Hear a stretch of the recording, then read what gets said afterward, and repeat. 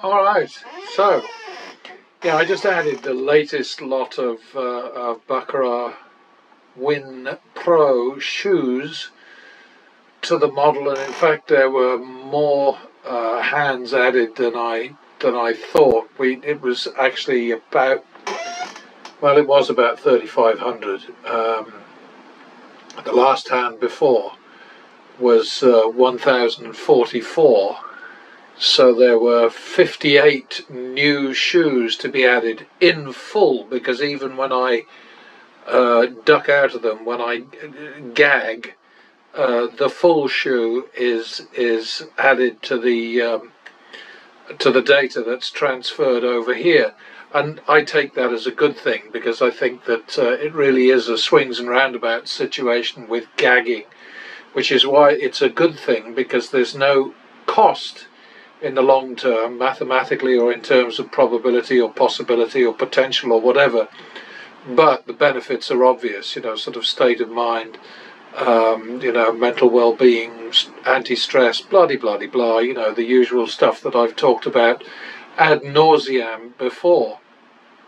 What we're dealing with here is very much an academic sort of situation, because the more thousands of rounds that are tacked onto this file, the more it becomes basically just a theoretical exercise.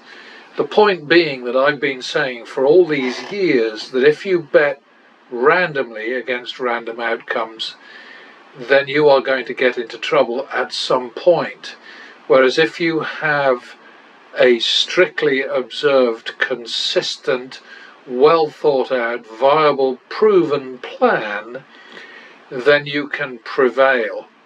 And basically what we're looking at now is we're looking at an entirely theoretical profit over, oh God knows how many shoes now, but it's about 500 and some BWP Pro shoes. It's 200 and some from the baccarat program, which is featured on YouTube, and which adds about every 3 or 4 days they add another 500 random shoes, and with that what I did for a number of sessions was I just took the first 10 shoes in each new posting from them and then processed them through here.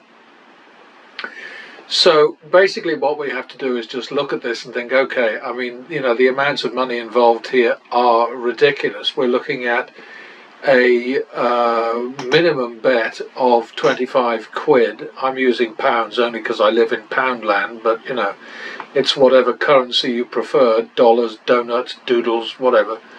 And then the max is 500,000. And it happens that here the max was reached, the max bet count, it was reached 4 times. The average bet overall was 524 whatevers, pounds.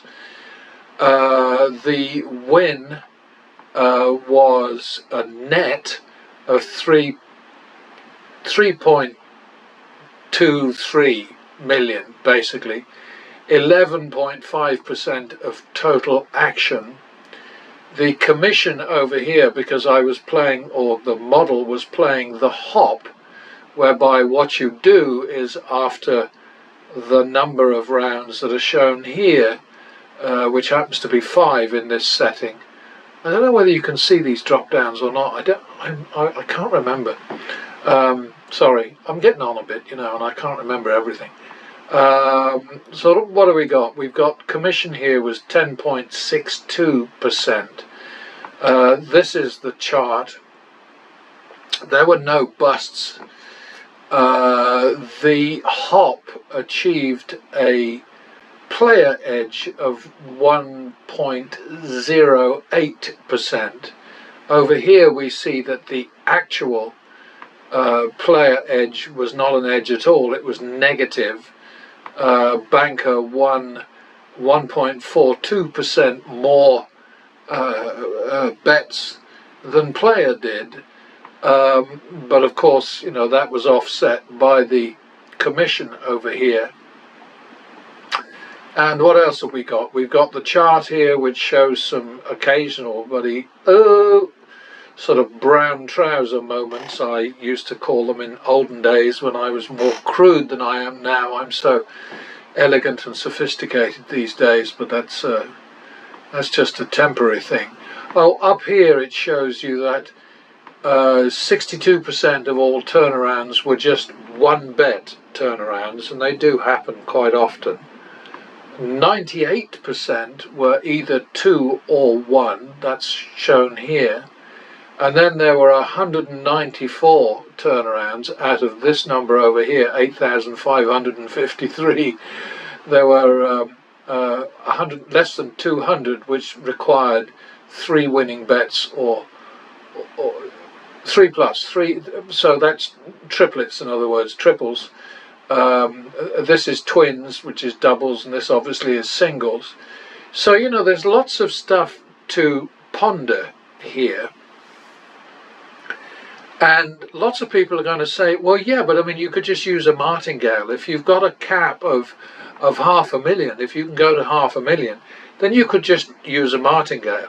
I think that may well be true. I will run that test at some point. It isn't on here, largely because this file is getting so honking huge that, and my computer is such a piece of shit, that I don't think I can push it much further. I might be able to add a few thousand more lines, but if I start throwing in, you know, oh, and do this for me, and sort out the how it looks with a, oh, whatever, it's just, you know, it's just not likely to work. So I will do it at some point in the not too distant future, just for academic interest.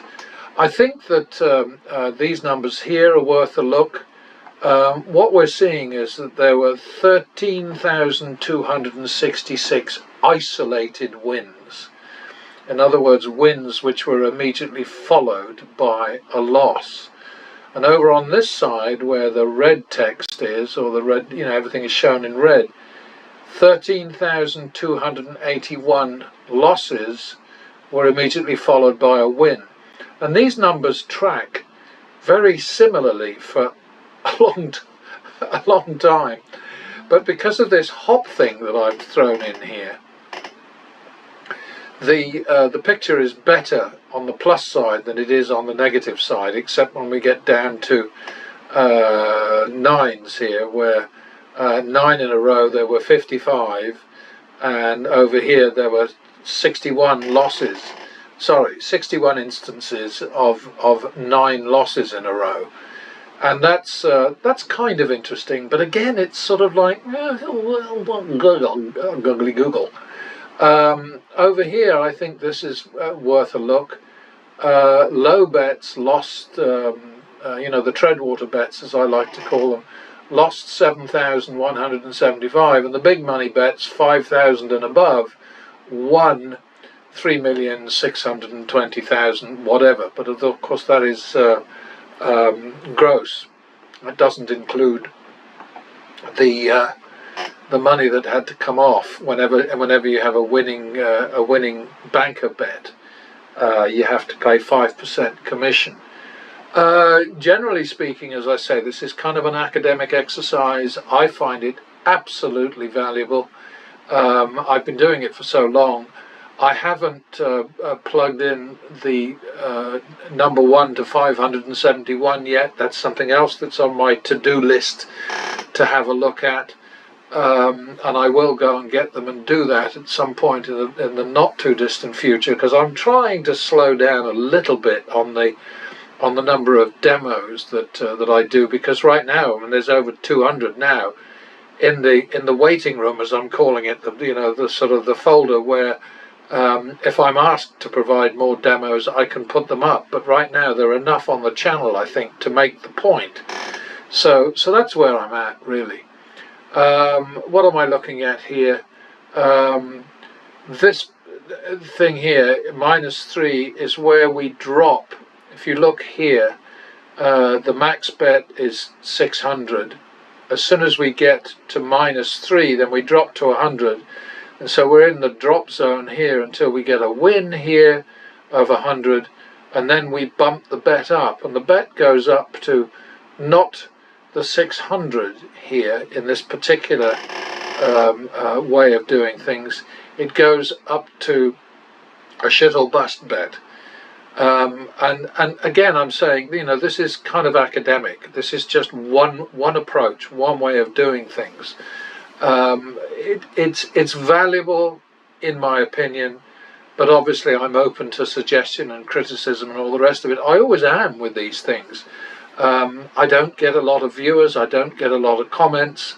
I'm not bothered about that.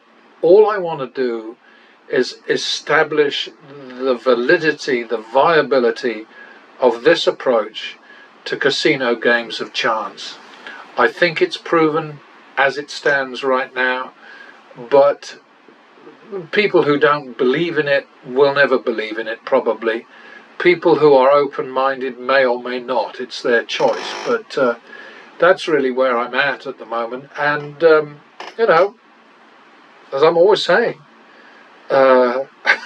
take it or leave it, because all I can do is say, look, if you bet randomly against random outcomes, you're going to get destroyed. You will lose your bankroll. If you bet flat against random outcomes, well, if you were not hopping and you were only betting player, then you would lose a shitload of money, because this negative number up here is the number of player wins versus the number of banker wins, and so those would be losses, and you apply that minus 1.42 applied to this action figure here is a big nasty red number. So you probably don't want to get into that sort of situation, but it's entirely up to anybody who's watching these, anybody who's hop skipping and jumping through them. All I can do is just go on the record permanently. I hope that YouTube won't do to me what they apparently did to MG21 Max, who was kicking ass at one of the Seminole casinos in Florida, and did it for 2 years before he quit. Probably he just had too much money and couldn't be bothered to do all that traveling and waste all that time gambling. He's probably found something better to do with his money. Hopefully not the stock exchange, because that's really dodgy. But anyway, that's none of my business. So there we are. I'm done waffling for now, and I will do the double down, the martingale test here, and I will pull in the first 571 baccarat Win Pro shoes, which are in another file, which is now so ancient that it's going to take some digging to find it. But that's okay. That's fine. It's something that needs to be done, and I owe it to myself and to you to get it done. So I will. Just be patient. Bear with me, and I'll see you soon. Cheers.